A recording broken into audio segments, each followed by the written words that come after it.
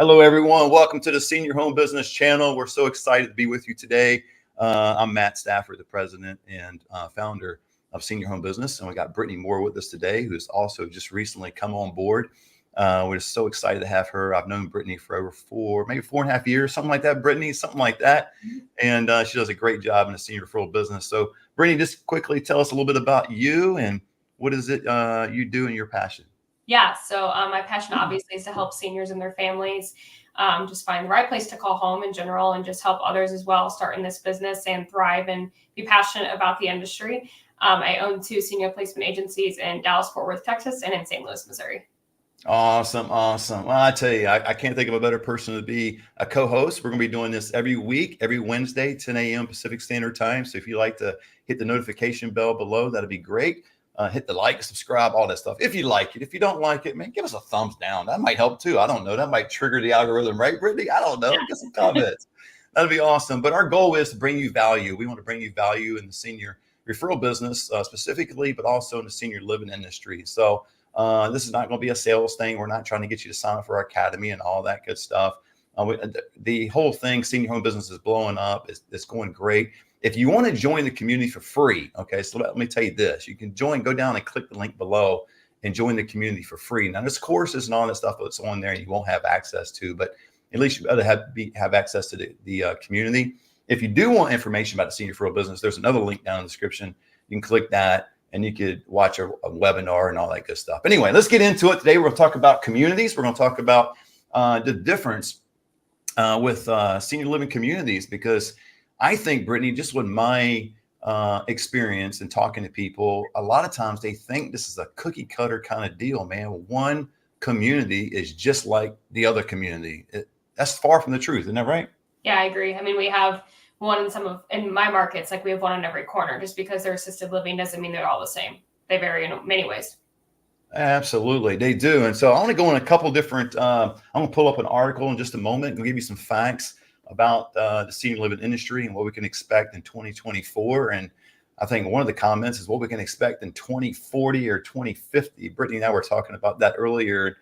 I said, my gosh, by the time we get to 2050, I might be in one of these communities myself. That's crazy. And I like the comment you made earlier, Brittany. You said, once we get in these communities, Brittany and myself will probably be the most difficult clients, difficult residents, right? Is that true? Yeah, I would agree. We'll be telling people what to do. Hey, where's my med management? Come on. I need a shower twice a week. Let's get busy. I ring my bell, hit the pendant, come to me. Check I'll be so demanding. It's not even funny. But let me pull up this article, Brittany, on here. So this here is an article. Let me pull up to the top here. It's just basically talking about what to expect in the senior housing market in 2024. And I'm not going to read this article to you for the sake of time, but I want to highlight a few things. We do have some banners over here on the pull up, so make it a little bit easier. But there's a couple different things I want to go over. The first one I think was really cool is that the market could achieve pre-pandemic occupancy levels by 2024. Obviously, we're in 2024, right? So this article, I think, was written in January, the end of January. As we know, went through the pandemic, started in March 2020. But a little bit about that, Brittany. During the pandemic, my business did not slow down. I don't know if it was just because the amount of people I had in my pipeline, but I honestly, look at my books, March 2020 and October 2020 was 2 of my biggest financial months in the business. So it's kind of a little side note, but I can honestly say a lot of the occupancy rates went down. They declined. I've got plenty of communities in my area that were in the mid 90s. They dipped down to the low 80s, things like that. Did you experience any of that during the pandemic? Yeah, the same. I would say your higher level of care communities where it's more of a need, like your higher level assisted living or memory care, didn't get affected as much as maybe your independent living or like your assisted living that doesn't do as much care, just because it's not so much a need. I think everyone tried to keep people at home if they could, but where they couldn't, the need was still there. Yeah, I think a lot of people during that time were just concerned, afraid, the unknown, right? The virus, what in the world, we're wearing a mask and we had this, distance and thing. And I could not during that time go into hospitals and skilled nursing in these communities. And So a lot what I do virtually really came into play during that time, which was really cool. But I felt really bad for seniors that were seemingly isolated during that time. I don't know how many you guys out there that are watching, and during life, kind of like, man, I like to be around people. I kind of think of from a senior standpoint, you're in a community and you really can't really go around and socialize with anybody. You're all by yourself. So that was really terrible. There was a lot of times where families, especially with residential care homes, I was able to do this much more effectively, is to get a room for a client with an outdoor entrance and exit, right? So they had an outdoor to the room. So the family could actually come by and be that 6 feet away outside, but still see their loved one. Did you experience any of that during the pandemic? Yeah, unfortunately, it was a lot of windows where I had a lot of families sitting outside windows. They would draw on the window and just be able to mingle with them as much as possible. But yeah, I would say that's what a lot of people did. Memory care definitely was a hard one. Yeah, yeah. Well, the pandemic, I tell you, just really hit all of us really hard, obviously. But here's the second thing. I got 4 of these things I want to pull up, and we'll talk about some other things. But this article goes on to talk about the nursing home employees. It says 15% of the nursing home employees have left the industry since the onset of the pandemic. So not only are people kind of scared to death at the beginning, what they're putting their, where they're putting their mom and dad, and now over time, there's plenty of people that said, man, screw this. I'm out of this industry. I don't want to be around it. There's too much uncertainty. There's too much demand for it. Maybe from the staff standpoint, there's too little pay for what they do. I don't know when you go into nursing homes or skilled nursing facilities, more specifically, what do you kind of observe and see as far as the staff is concerned? Do you think they're understaffed or they have an abundance of employees walking around? Understaffed by far. A lot are using agency, so a third-party staffing company. Even large assisted livings are doing that as well. So everyone's been affected. Yeah, that's crazy, and I feel sorry for the staff that are there in terms of what they're, having to. I mean, you think about the burden. Like we always talk about the large communities being understaffed anyway, right?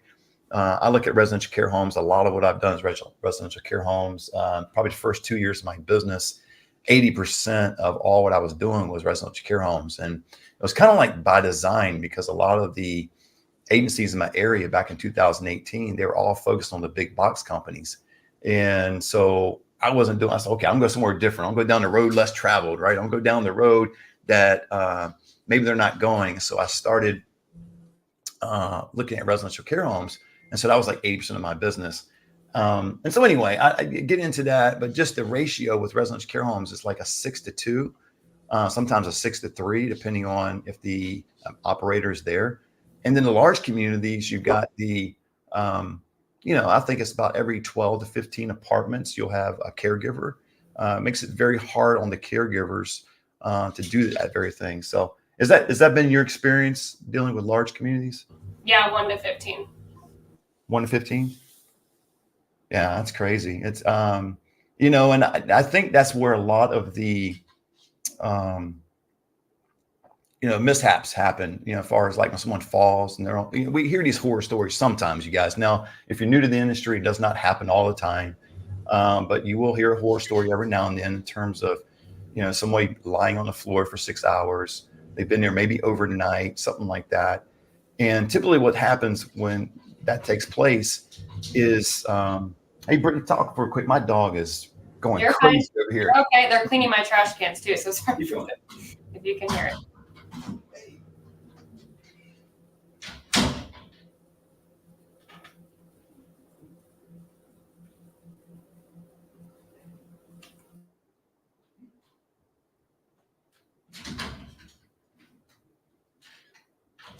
All right. Sorry about that, you guys. Man, I apologize. Man, I got 2 pups, and the mole sheep got through the little gate, and he was incessantly, he was just scratching that door. It was distracting me. I couldn't even think what I was talking about.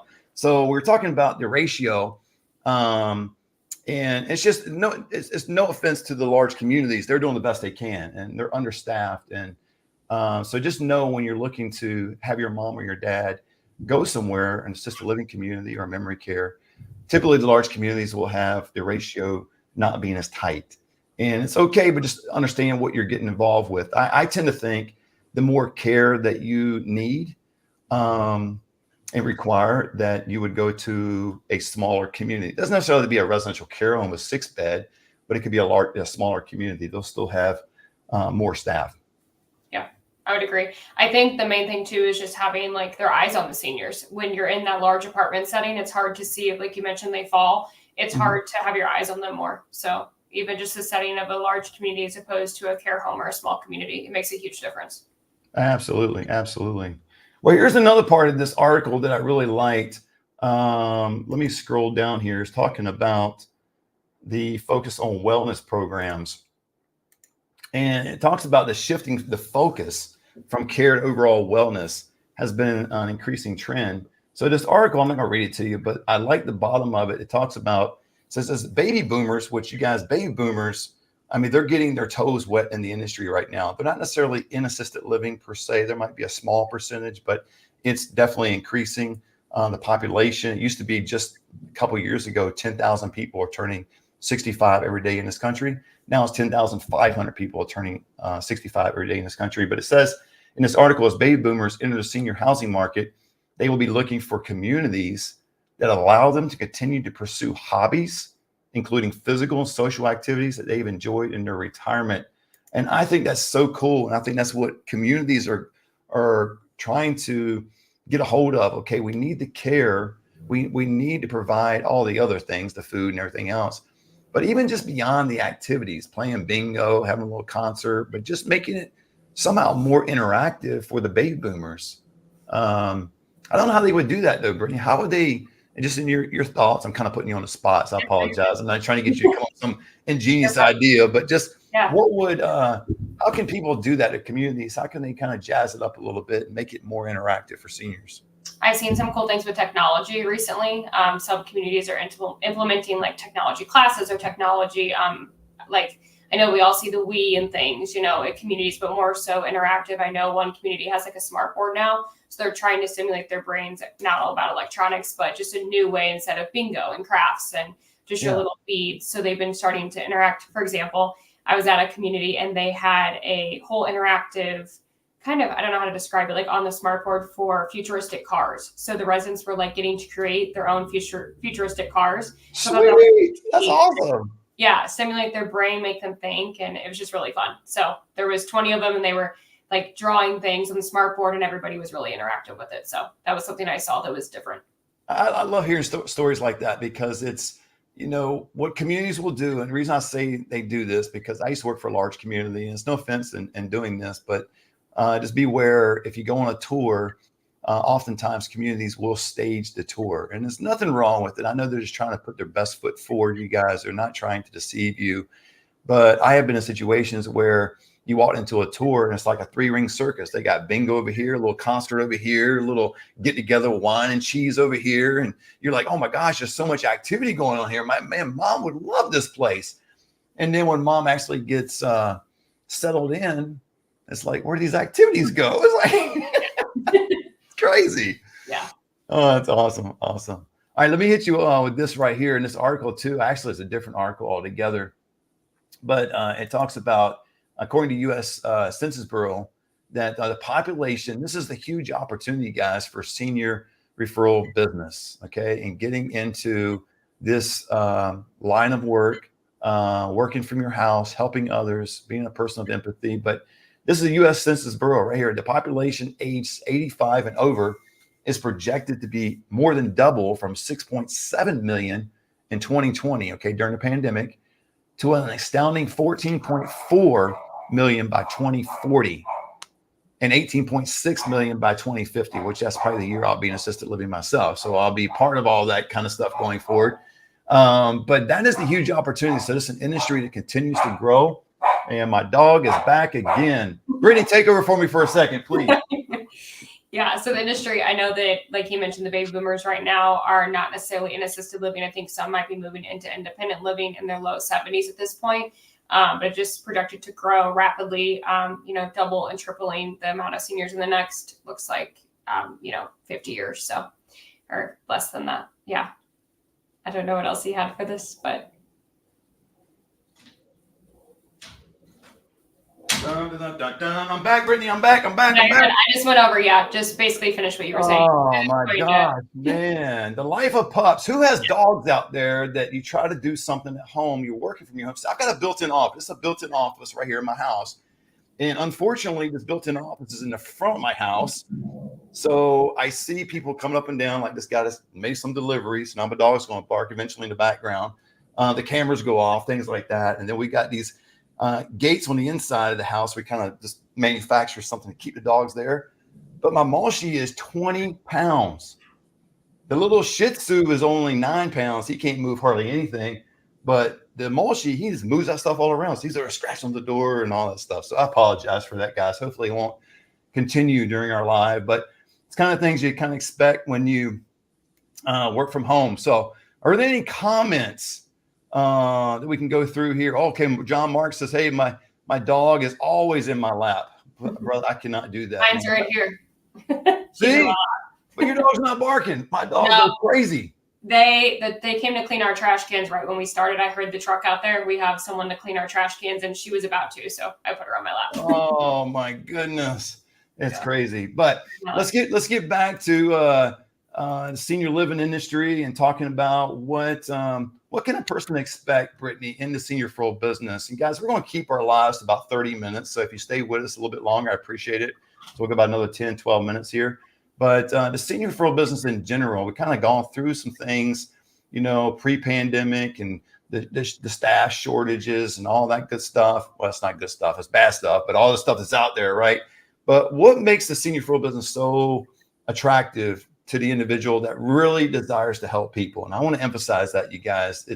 I talk a lot about on my YouTube channel, the money you can make, and you can make a lot of money in this industry. But first and foremost, and I think, Brittany, you would agree with this, you need to be a person of empathy. You need to be a person that says, hey, I'm in it to help seniors at any cost. Doesn't matter how much I make. It doesn't matter if I make any money. There's plenty of people that Brittany and I both have helped pro bono during this process because they didn't have enough money.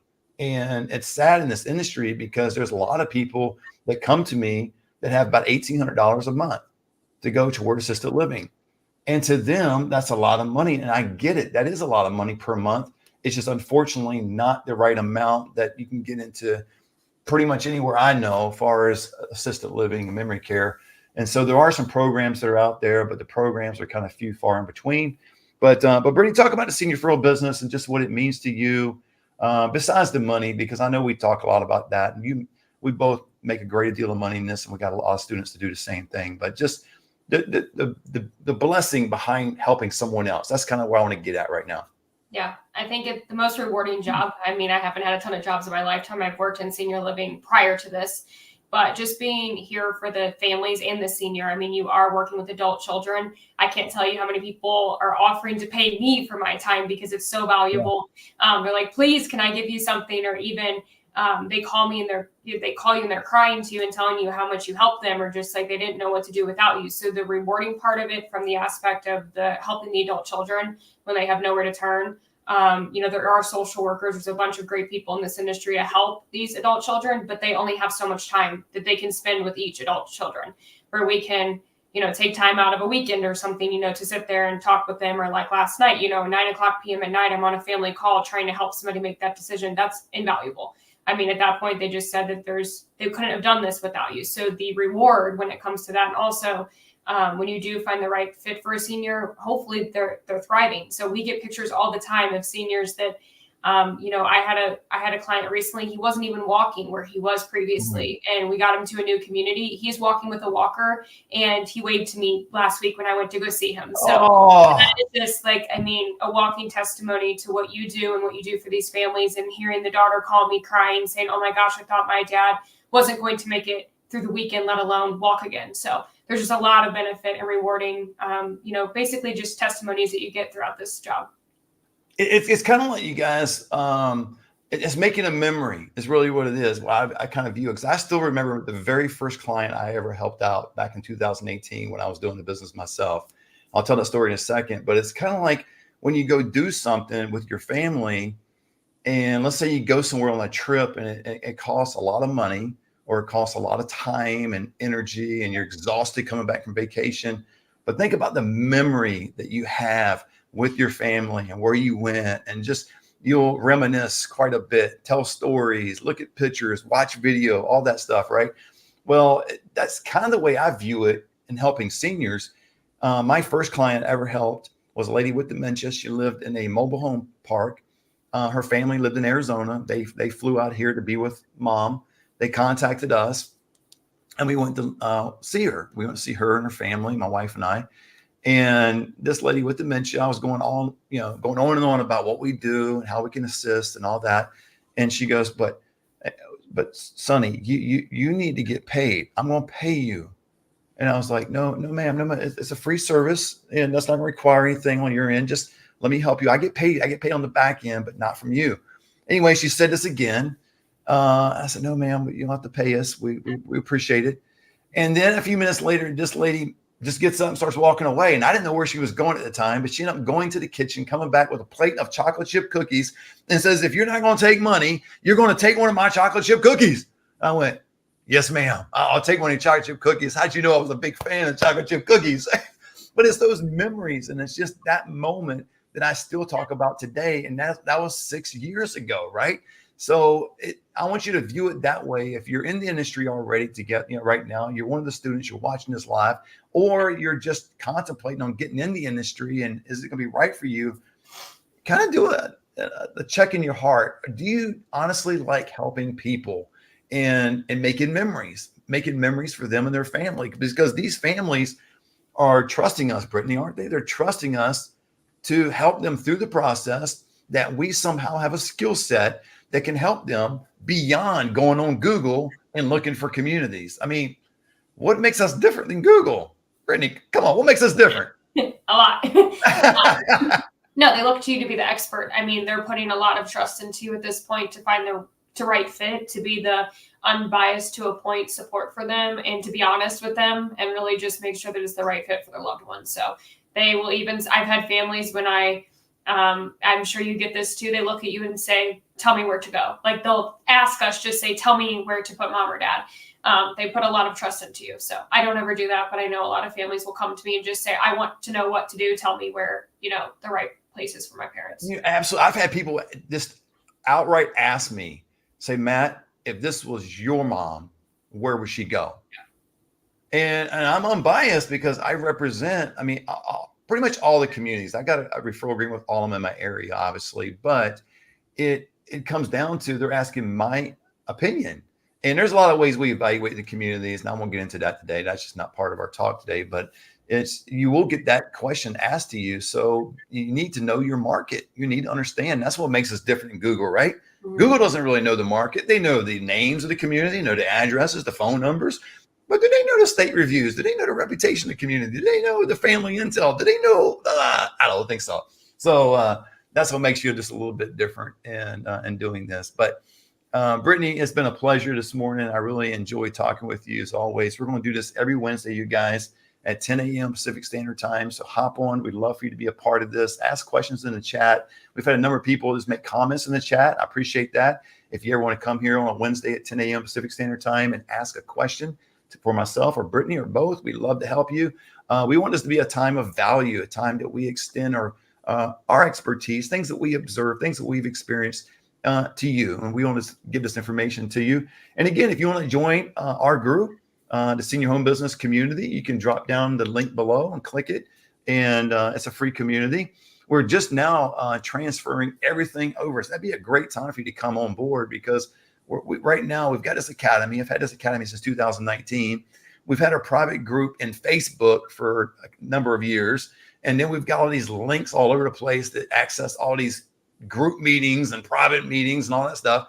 Now we're consolidating all in one area. So now we're just right in the time of transferring all our students into the community. So I would appreciate you hopping in there. And if you have a desire to be a part of the Senior Home Business community, and it may not be the Senior Referral Business. You might want information about how to start a residential care home and home health and just other various different ways. Maybe you don't want to be an entrepreneur like Brittany and myself. Maybe you want to be a W-2 employee. And what's the, maybe you have some questions about what does it take to be a marketing director? How do you get that job? What can you expect from that job? All these different things we can help you out with. We'd love to get to know you and grow our community and help more seniors. That's why we're in the business, right? Yep. Brittany? Yeah. Helping seniors. So, all right, guys, God bless. Thank you so much for attending today. And we'll see you next Wednesday, 10 a.m. Pacific Standard Time. See you then.